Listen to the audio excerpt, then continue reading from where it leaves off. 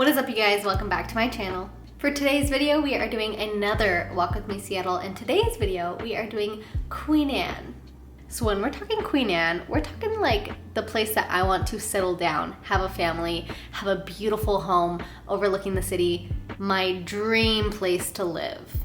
Queen Anne is where you're gonna see all the bougie, like some old money homes. There is some really nice houses on the top of Queen Anne. It's just so beautiful. And for this video, I am going to cut Queen Anne into 3 parts.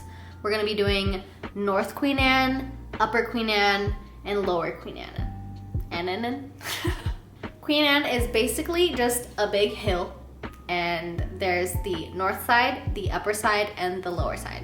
So we're gonna start with North Queen Anne. So for a little backstory, North Queen Anne is where I moved when I first moved to Seattle from Oregon, and I found it on Craigslist. Like, I felt so crazy, but I moved into this cute little townhouse in North Queen Anne, right up the street from SPU, which is a university if you weren't aware. But it is the cutest neighborhood, and I was so stoked to live there. And honestly, it was as exciting as it sounds. Like, I loved living in this townhouse. It was great. I did live with roommates, and I lived right up the street from the bus. I could just go to work, super easy, come home, and it just felt comfortable. It's not a super loud, crazy, bustling neighborhood. It's very cute and quaint and quiet, and it was perfect for me. Honestly, I love Queen Anne.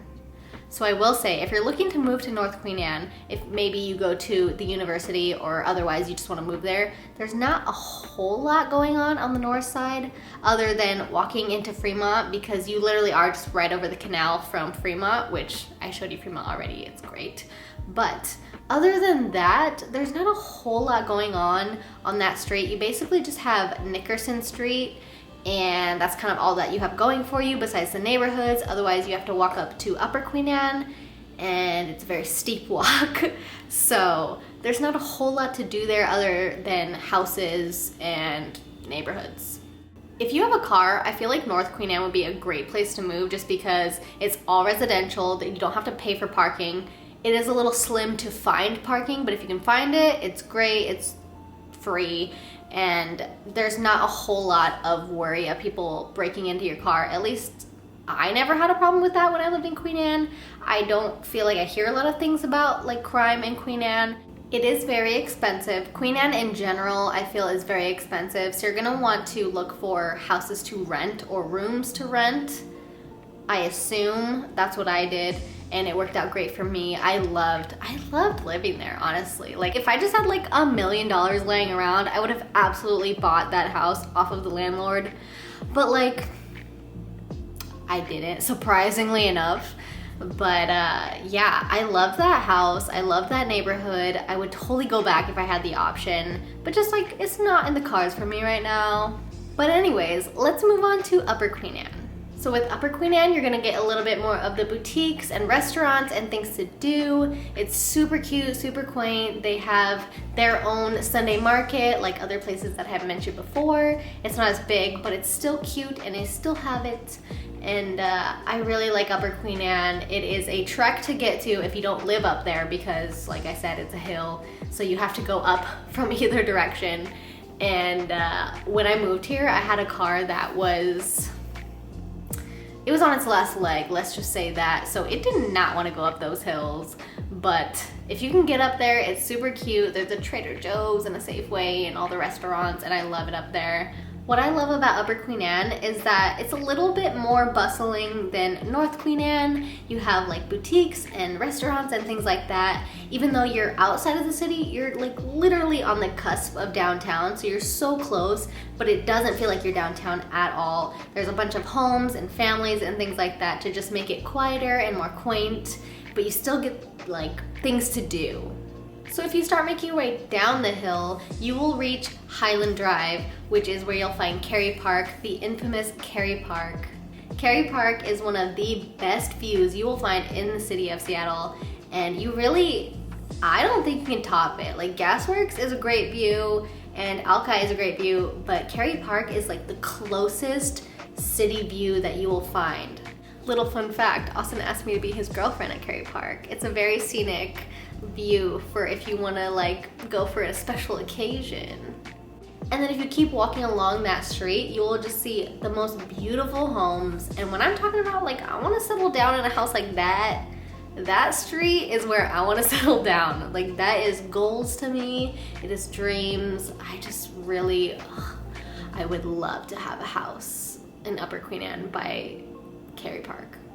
So moving on, we're gonna go down the hill even more, and that's just gonna bring us to Lower Queen Anne. And Lower Queen Anne is where all the stuff is. We're on the outskirts of Belltown, which is the outskirts of downtown, and there's a lot going on. Lower Queen Anne is home to the Space Needle and the Mopop Museum and Chihuly and all of just like the Seattle center things. You also have a bunch of bars and restaurants that just kind of surround that area, and it's just a good time. Also, not new, but also new to the area is what we call now the Climate Pledge Arena, which I still prefer to call it the Key Arena, but that is where Bumbershoot happens and formerly Sonics games, newly Kraken games, hockey. I'm excited for that. I'm actually super excited to see hockey. I've never seen a hockey game. I don't know anything about hockey, but I'm excited to see that environment and the new arena and just how it looks. But that is also in Queen Anne, Lower Queen Anne. Like I said before, the Seattle Center is also home to things like Bumbershoot, which is a huge music festival in the end of summer. It's also known for the Bite of Seattle, which is a food festival, and then also things like the Tattoo Expo, which is where I got my first tattoo in Seattle. So there's a lot of fun things that go on over there. So the population of Queen Anne is 32,393 people. The median age is 32, and if you're looking to live, the price range is about just over $1,200 to $4,000 for a one bedroom. And that puts the average at just over $2,100. It is a little bit more pricey if you're looking to rent a studio or one bedroom, just an apartment to yourself. But I would suggest if you're living by yourself already and you're looking just for a room to totally check out Craigslist and things like that, just to find a room, because I think the ideal of living in Queen Anne, especially when you're just moving to Seattle, is great. I feel like if you can afford to live in Queen Anne, it is such an awesome option. You have some great bars and restaurants, as all of the other places, but some honorable mentions, as always, go to Citizen, How to Cook a Wolf, Grappa, Sisters and Brothers, which is technically Inner Bay, but I count as Queen Anne, Eden Hill Provisions, and Queen Anne Beer Hall, and Toulouse Petite.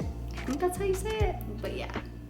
I also forgot to mention, if you are in North Queen Anne, not only are you a close drive to Fremont, but you're also just over the bridge from Ballard. So you have such a great option to go really anywhere. So that is gonna wrap it up for Queen Anne. I hope you enjoyed this video. As always, make sure to ask me any and all questions down below, and also leave me a recommendation for places that you want me to check out or talk about in the next video. And as always, make sure to like, comment, and subscribe, and I will see you next time. Bye!